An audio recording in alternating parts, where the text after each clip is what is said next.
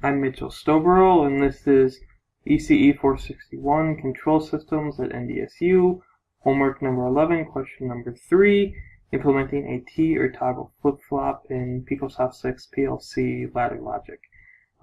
Rungs 1 and 2 create a clock pulse, while rung 3 detects the rising edge of that clock pulse, as shown in the figure to the right. And then rungs 4 and 5 implement the flip-flop where Q plus, or the next state, is equal to T XORed with Q, or the current state. So if T is a 0, hold the current state, and if T is a 1, toggle the current state.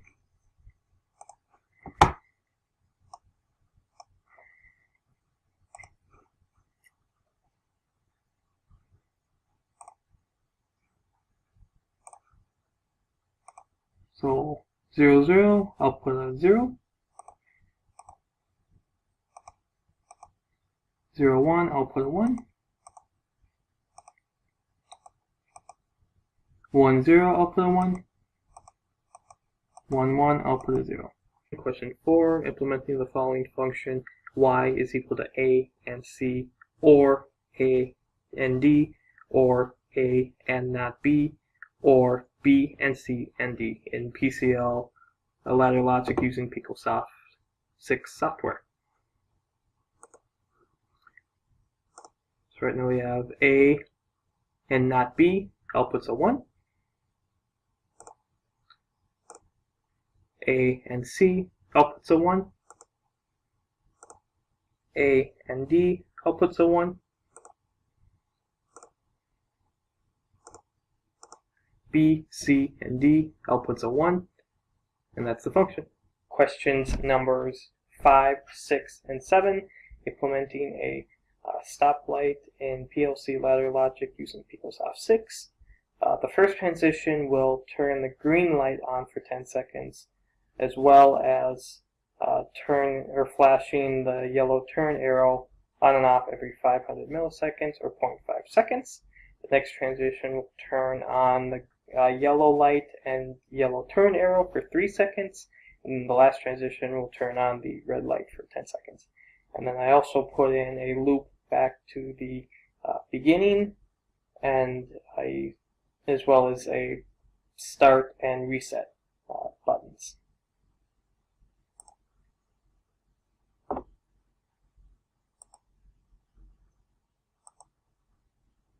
So there's the green light count is 10 seconds, while the yellow arrow is flashing every 0.5 seconds.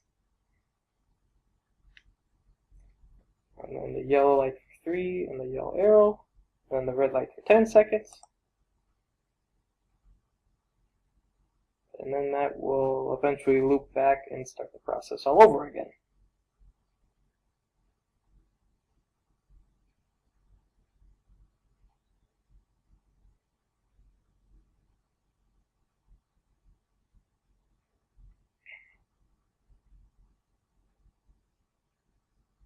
And restart, and start the process over again.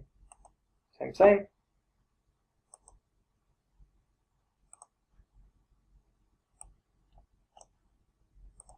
So here is the actual ladder logic code.